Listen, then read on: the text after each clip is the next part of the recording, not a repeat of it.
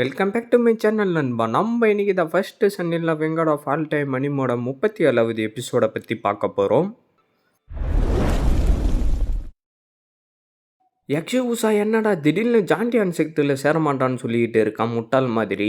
இவன் இந்த ஜாண்டியான் செக்டரில் சேரத்துக்கு விருப்பம் இல்லைன்னா ஏன்டா இந்த மாதிரி எல்லாம் பண்ணிக்கிட்டு இருக்கான். இந்த தடவை ஜாண்டியான் செக்டர் சேர்ந்த நிறைய பேர் செத்து போயிட்டாங்கடான்னு அவனுக்கு 2 பேரும் பேசிக்கிட்டு இருக்க. டே யக்ஷ உஷா, நீ ஆரம்பத்தில் இருந்து என்னவோ தப்பு பண்ணுறதுக்கு தான் ட்ரை பண்ணிக்கிட்டு இருக்கன்னு எனக்கு நல்லாவே தெரிஞ்சிச்சு. எங்களுடைய செக்டர் சேர்ந்த ஜீனியஸ் எல்லாரையும் நீ சாவடிச்சிட்டு இப்போ எங்களுடைய செக்டரில் சேர மாட்டேன்னு சொல்லிக்கிட்டு இருக்கியாடான்னு வெள்ளதாடிகாரன் சொல்லிக்கிட்டு இருக்க. தலைவர் கொஞ்சம் கடுப்பாயிட்டு, டி யக்ஷ உஷா என் கூட என்ன நீ விளையாடலாம்னு நினைச்சுக்கிட்டு இருக்கியாடான்னு சொல்லிக்கிட்டு இருக்க. நீங்க எனக்கு அகேன்ஸ்டா எதுவும் பண்ண மாட்டீங்க சரிதானே, ஏன்னா என்ன ஒருத்தர் பாதுகாத்துக்கிட்டு இருக்காருன்னு ஹீரோ சொல்லவும், அந்த எவனுடைய ராஜாவே உன்னை பார்த்துக்கிட்டு இருந்தாலும் சரி நான் உன்னை சும்மா விட மாட்டேன்டான்னு சொல்லிட்டு செக்ட் லீடர் அவருடைய பவர் அனுப்பிக்கிட்டு இருக்க. சைட்ல இருந்த நெருப்பு எல்லாம் பயங்கரமா எரிய ஆரம்பிச்சு அதுல இருந்து என்னவோ பவர் எல்லாம் வந்துகிட்டு இருக்க. பின்னாடி இருந்து இன்னும் சில பேர் வந்து ஹீரோவை சுத்தி வளைச்சறானுங்க. அவர் டக்குன்னு அவருடைய பவர் எல்லாம் சேர்த்துக்கிட்டு இருந்து மேல அனுப்பவும் அது பெருசா ரிங்கு மாதிரி பவர் வந்துகிட்டு இருந்து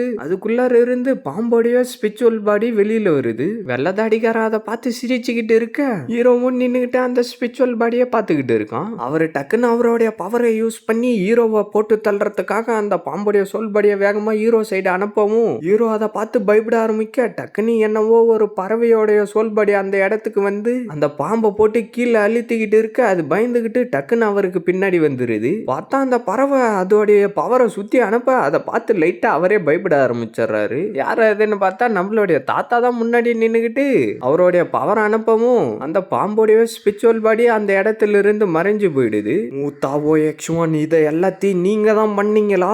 என்னுடைய இல்லூஷன் ஃபார்மேஷனை உடைச்சிக்கிட்டு இவ்வளோ பேர் பாஸ் பண்ணிட்டாங்க, அதுக்கு எல்லாத்துக்கும் நீங்க தான் காரணமா அப்படின்னு ஜாண்டியான் செக்டோடைய லீடர் கொஞ்சம் கடுப்பா சொல்லிக்கிட்டு இருக்க. இது ஒன்றும் அவ்வளோ பெரிய விஷயம்லாம் இல்லை. என்னுடைய தாவோ செக்டரில் இருக்கிறவங்க எல்லாரும் இப்போ கொஞ்சம் பிஸியாக இருக்காங்க. அதனால ஸ்டூடெண்ட்டுங்களுடைய திறமையை செக் பண்ணுறதுக்கு தான் இந்த ஜாண்டியான் செக்டரில் நடக்கிற எக்ஸாம்ல நான் சேர்த்து விட்டேன். நீ இது ஒன்று மனசில் வச்சுக்கிட்டு இருக்காதரான்னு தாவோ செக்டர் லீடர் சொல்லவும், நீங்கள் என்னுடைய செக்டர் சேர்ந்த ஸ்டூடெண்ட்டுங்கிட்ட ரொம்ப கெட்ட முறையில் நடந்துக்கிட்டீங்க, நீங்கள் உங்களுடைய எல்லையை மீறிட்டீங்கன்னு அவன் சொல்லிக்கிட்டு இருக்க. என்னது நாங்கள் எல்லையை மீறி நடந்துக்கிட்டோமான்னு சொல்லிட்டு அந்த பறவையோடைய சொல்படியிலிருந்து மேலே பெருசாக பவரை வர வச்சுட்டு ஜாண்டியான் செக்டர் தாவோ ஃபிக்ஷனுடைய ஒரு மெம்பர் தான். ஆனா நீங்க இப்ப எல்லாம் மக்களுடைய பணத்தை கொள்ளையடிச்சுக்கிட்டு மக்களுக்கு பெரிய பிரச்சனையை கொடுத்துக்கிட்டு இருக்கீங்க. என்னுடைய தாவோ செக்டர்ல இருக்கிறவங்களுக்கு இது எல்லாம் தெரியாதுன்னு நீ நினைச்சுக்கிட்டு இருக்கியாடா?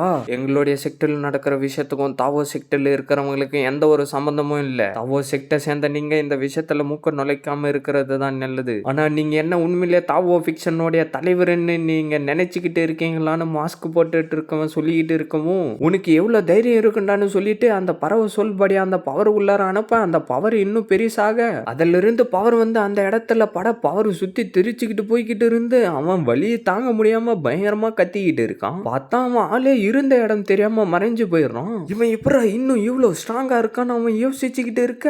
நீங்க எப்பயும் ஒரு விஷயத்த ஞாபகம் வச்சுக்கணும், என்னுடைய தாவோ செக்ட் தான் எப்பயும் தாவோ ஃபிக்ஷனுக்கு தலைமை தாங்குவோம். அதனால நீங்க எப்பயும் தாவோயிஸ்ட் லீடர் கிட்ட ரொம்ப மரியாதையா நடந்துக்கணும்னு சொல்லிட்டு டக்குன்னு அவருடைய பவரை சுத்தி அனுப்பவும் அந்த பவர் வந்து அவன் மேல படவும் அவன் போயிட்டு அந்த சேர்ல உட்காந்துக்கிட்டு எனக்கு தெரியும்னு சொல்லிக்கிட்டு இருக்கான். என்னடா இந்த பெரியவர் இவ்வளவு ஸ்ட்ராங்கா இருக்காரு, இதை நான் இவர்கிட்ட கொஞ்சம் கூட எதிர்பார்க்கவே இல்லைன்னு ஹீரோ சொல்லிக்கிட்டு இருக்க. தம்பி நீ ரொம்ப நல்ல வேலையை பார்த்துருக்க, வா நம்ம இங்க இருந்து போலன்னு சொல்லிட்டு ஹீரோவை அவருடைய பவரை யூஸ் பண்ணி அந்த இடத்துல இருந்து கூட்டிக்கிட்டு போவ.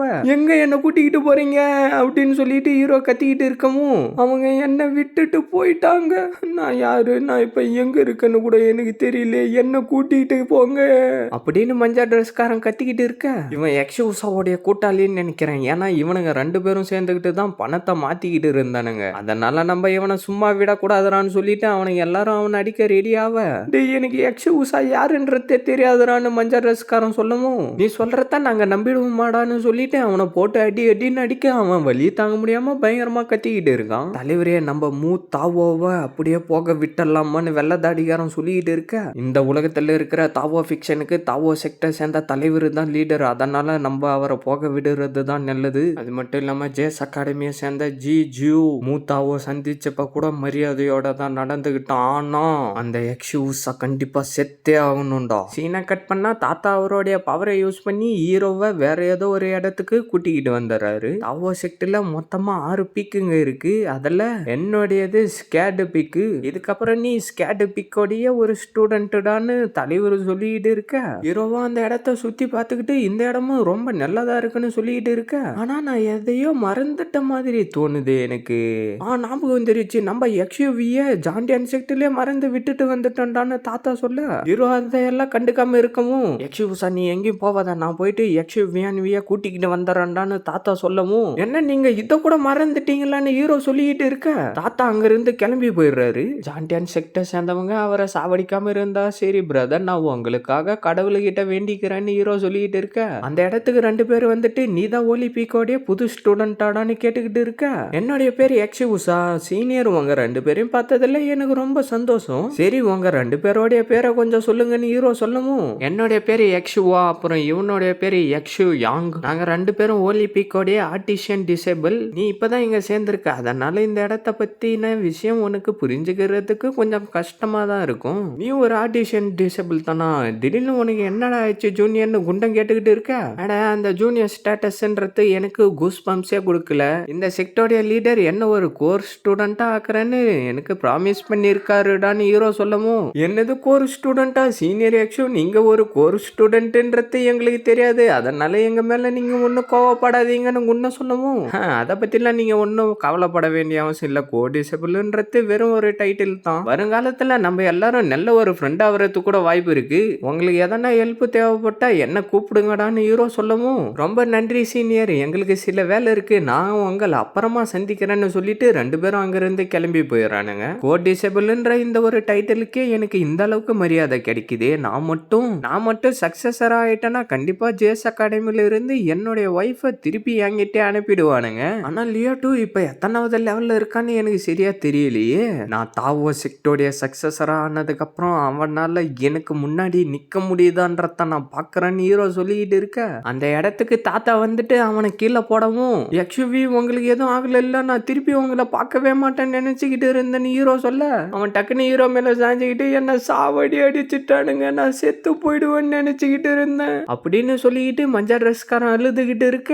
நடந்தது நடந்துருச்சு, உன்னை யாரு மறைஞ்சுக்கிட்டு இருக்க சொன்னாங்க, அழுவாத விடுடான்னு செக்டர் லீடர் சொல்லவும் அவன் திருப்பி அழுவ ஆரம்பிச்சாரான். சரி நான் உன்னை இதுக்கப்புறம் ஒலிம்பிக்கோடைய ஸ்டூடெண்ட் ஆக்கிறேன்டான்னு தாத்தா சொல்லவும் இல்ல நான் ஒரு கோட் டிசேபிள் ஆகிறதுக்கு தான் விரும்புறேன்னு மஞ்சள் ட்ரெஸ்காரன் சொல்ல ஹீரோ அதை கேட்டுட்டு என்ன நீ ஒரு கோட் டிசேபிள் ஆக போறியா, உன்கிட்ட இருக்கிற பவரை வச்சுக்கிட்டு நீ ஒரு கோட் டிசேபிள் ஆகிட முடியும்னு நினைக்கிறியா, என்னாலேயே அந்த ஆர்டிஷியன் டிசேபிள் ஆக முடியுமான்னு தெரியல, நீ என்னடா இப்படி எல்லாம் பேசிக்கிட்டு இருக்கேன்னு சொல்லிட்டு ஹீரோ பயங்கரமா சிரிக்க ஆரம்பிச்சாராம். தாத்தா அதை கேட்டு சிரிச்சுக்கிட்டு இருந்து ஹீரோ கையில தொடப்பத்தை கொடுத்து போயிட்டு சுத்தம் பண்றான்னு சொல்லி அனுப்பி விட்டுட்டு இருக்காரு. இதோட இந்த எபிசோடு முடியுது ஃப்ரெண்ட்ஸ். மறக்காம வீடியோக்கு லைக் போட்டுட்டு சேனலை சப்ஸ்கிரைப் பண்ணிட்டு பெல் பட்டன் ஆல் கொடுத்துருங்க. அப்பதான் நான் போடுற வீடியோ எல்லாம் டக்குன்னு உங்களுக்கு நோட்டிஃபிகேஷன்ல வரும். மறக்காம இந்த மாதிரி அனுப்பி பார்க்குற ஃப்ரெண்ட்ஸ்க்கும் வீடியோவை ஷேர் பண்ணுறேங்க. நான் உங்களை அடுத்த எபிசோட மீட் பண்ணுறேன். See you guys.